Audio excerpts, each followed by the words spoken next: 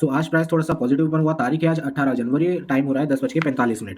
तो one day के time frame पे पहले देख लेते हैं कि प्राइस क्या कर रहा है, कैसे कर रहा है। तो हमें एक चीज़ यहाँ पे साफ क्लियर दिख रही है, प्राइस ने भले ही परसों नेगेटिविटी दिखाई और थोड़ी फर्दर नेगेटिविटी दिखा के प्राइस थोड़ा पॉजिटिव ही क्लोजिंग दिया है, एक रिवर्सल ही उसने पोजीशन दी है। लेकिन यहाँ पे एक चीज़ है, यहाँ पे प्राइस साइडवेज बहुत ज़्यादा कर रहा है। अगर हम एक तरीके से देखें, एक मिनट,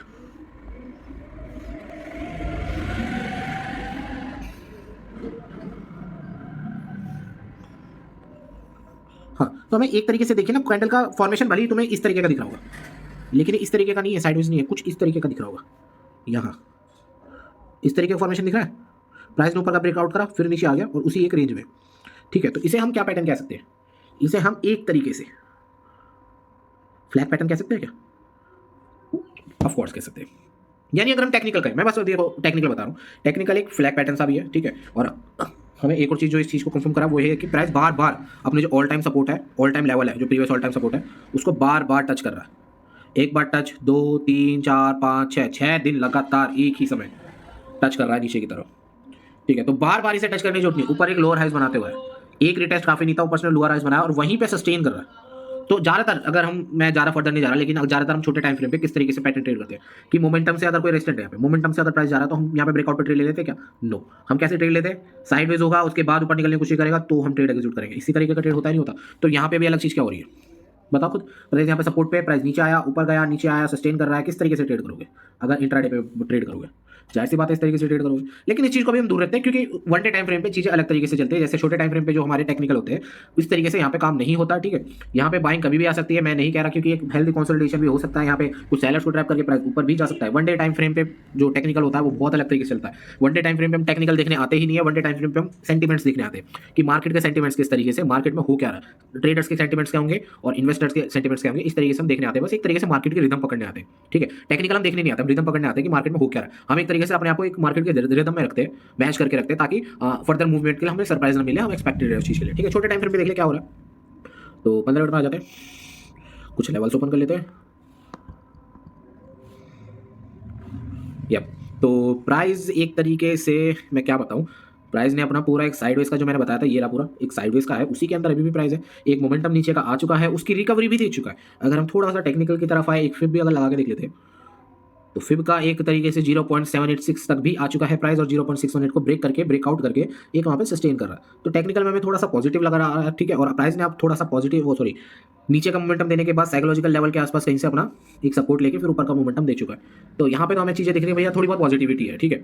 हम ये नहीं बोलेंगे बिल्कुल पॉजिटिव है, पॉजिटिव हम तब तक नहीं कहेंगे जब तक वो 600 के ऊपर क्लोजिंग देना शुरू नहीं कर देता। जब तक वो 600 के ऊपर क्लोजिंग नहीं देता, मैं 700 भी नहीं कह रहा, मैं कह रहा हूँ 600, जब तक वो 600 के ऊपर क्लोजिंग देना नहीं शुरू करता, जब तक हम ये नहीं बोलेंगे कि प्राइस पॉजिटिव है। तो एक तरीके से टेक्निकल पे जो हमें दिखा, टेक्निकल हमें पूरा का पूरा भी न्यूट्रल लग रहा है, ना ऊपर का सेंटीमेंट लग रहा है ना नीचे का लग रहा है। अब हम ओआई डाटा देख लेते हैं, ओआई क्या कह रहा है, ठीक है। तो ओआई डाटा ओपन करते हैं।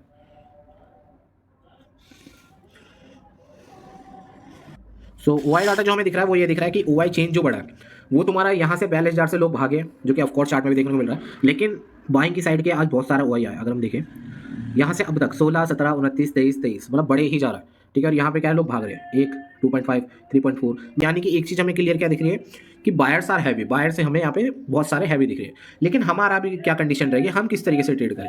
थोड़ा चार्ट अगर खोल लेते हैं तो उससे हमें पता लग जाएगा कि हम किस तरीके से ट्रेड कर सकते हैं। एक मिनट,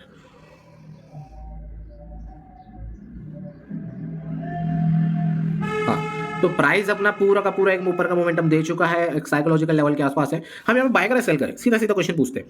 तो यार अभी हम यहाँ पे बाय नहीं कर सकते, and the reason being is कि यहाँ पे जो 42,500 का है, एक मिनट, यहाँ पे बाय ना करने का सिंपल रीजन है कि 42,500 पे भी बहुत सारा वाइक जनरेट हुआ है। देखो 21 का हुआ है तो अभी जनरेट हो गया और कुल मिलाकर 53 हो चुका है, और यहाँ पे भी 14 का है, कुल मिलाकर 23 है। यानी कि एक तरीके से 42,500 अभी भी एक बहुत तगड़ा रेजिस्टेंट है जो इतने इजीली तो एटलीस्ट ब्रेक नहीं होने वाला, ठीक है। तो हम यहाँ पे इतना बड़ा रिस्क कैसे ले, भले हमें पूरा पॉजिटिव लग रहा है। देखो यार कल परसों में क्या सेंटीमेंट चल रहे थे कि ऊपर अपने, कल परसों में क्या सेंटीमेंट्स थे कि ऊपर अपने रेजिस्टेंट है, रेजिस्टेंट है, रेजिस्टेंट है, यहाँ पे सब पे ओआई तगड़ा है। लेकिन हम तब भी नीचे आके यहाँ पे सेल नहीं कर रहे थे। द रीजन बीइंग इज 42,000 पे ऊपर के लिए ओआई था, सपोर्ट था। इसी तरीके से हमारी प्लानिंग चल रही थी ना, तो उसी का उल्टा कर दो।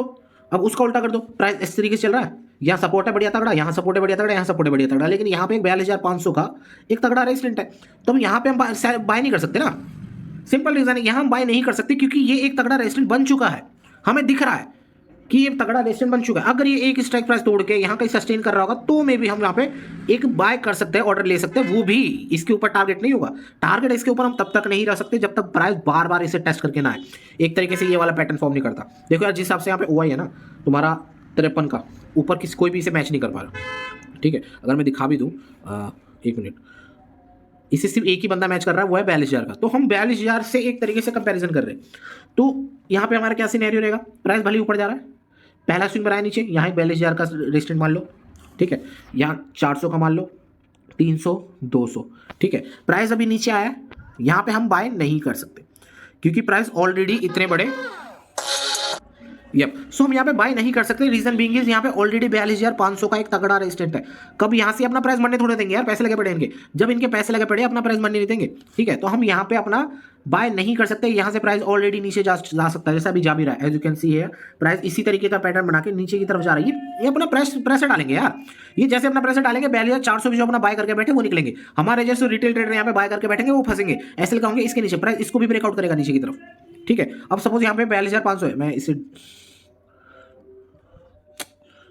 फॉरगेट इट, सपोज करो अब प्राइस अगर यहाँ आता है 42,400 पे, ठीक है, और प्राइस फिर ऊपर जाने की कोशिश करता है, तो अगर हम यहाँ पे बाय कर लेते हैं तो हमारा टारगेट सिर्फ और सिर्फ यहीं तक होगा, 400 तक, 450 तक, क्योंकि प्राइस अभी भी इतना एलिजिबल नहीं हुआ है कि वो 42,500 को ब्रेक कर दे। हाँ, हालांकि प्राइस अगर मैं पूरा का पूरा मैं अपना बताता हूँ कि मैं कब 42,500 के ऊपर करूंगा, इस तरीके से पता चल रहा है, ये सारे स्ट्राइक प्राइस है। अब प्राइस अगर नीचे आके यहाँ सस्टेन करके ऊपर आता है और फिर नीचे आता है, फिर ऊपर आता है, फिर ऊपर आता है और फिर करके ऊपर जाने की कोशिश करता है, तो मे भी हम यहाँ पे बाय कर सकते हैं। क्योंकि इससे क्या होगा, उससे दो चीजें होगी। पहली बात, जो अपने सपोर्ट होंगे 42,000, जो अपने सपोर्ट होंगे 42,300 का सपोर्ट है, 42,200 का सपोर्ट है, ठीक है, और 42,400 का सपोर्ट है। अगर प्राइस इस तरीके का पैटर्न बनाएगा, अगर प्राइस इस तरीके का पैटर्न बनाता है, आई होप तुमने ये वाला पैटर्न देखा होगा, अगर प्राइस इस तरीके का पैटर्न बनाता है तो उससे हमें क्या फायदा होगा, ये जो सपोर्ट है इन्हें ऊपर की तरफ प्रेस करने का मौका मिल जाएगा। ठीक है, जैसे ये अपना ऊपर की तरफ प्रेशर करना शुरू करेंगे, जैसे कि मान के चलो सपोज यहाँ पे 40 है या 31 है या 28 है, ये 28 की जगह तुम्हारा 35 हो जाए, 40 हो जाए, ये 30 की जगह 40 हो जाए, 40 की जगह 50 हो जाए। ठीक है, तो क्या है कि ये अपना ऊपर की तरफ पुश कर रहे हैं प्राइस को, ये पुश करा, सपोर्ट ऊपर की तरफ शिफ्ट हो रहा है। तो जब ये शिफ्ट होना शुरू होगा इस तरीके से, तो इन्हें मजबूरन 42,500 वालों को निकलना पड़ेगा। लेकिन ये अपना तब तक नहीं निकलेंगे जब तक ये अपना इसे प्रेशर नहीं डालते। ये जो अपना वॉल्यूम है ना, ये जब तक ऊपर की तरफ प्रेशर नहीं डालेंगे, जब तक प्राइस ऊपर की तरफ ब्रेक नहीं करेगा। अब हम सोच रहे हैं कि भैया ऊपर ऐसा आया, इसी प्रेशर से प्राइस ऊपर चला जाए, या इस तरीके से प्राइस काम नहीं करता, खासकर जब इतना बड़ा वॉल्यूम हो।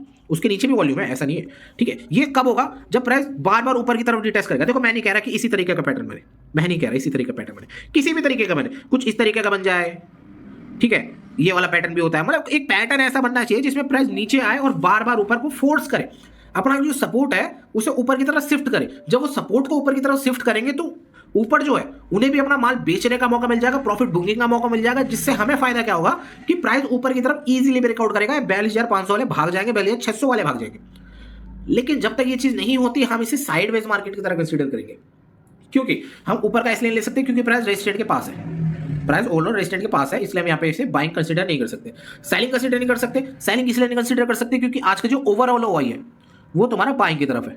ठीक है, बाइंग की तरफ ओवरऑल है। अगर प्राइस यहाँ कहीं होता तो हम खुशी खुशी यहाँ पे बाइंग करते, खुशी खुशी बाइंग इसलिए करते क्योंकि प्राइस इजीली 42,500 तक आ सकता है। लेकिन अभी प्राइस 42,500 के ही पास है, तो हम यहाँ पे खुशी खुशी बाइंग नहीं कर सकते मेरे भाई।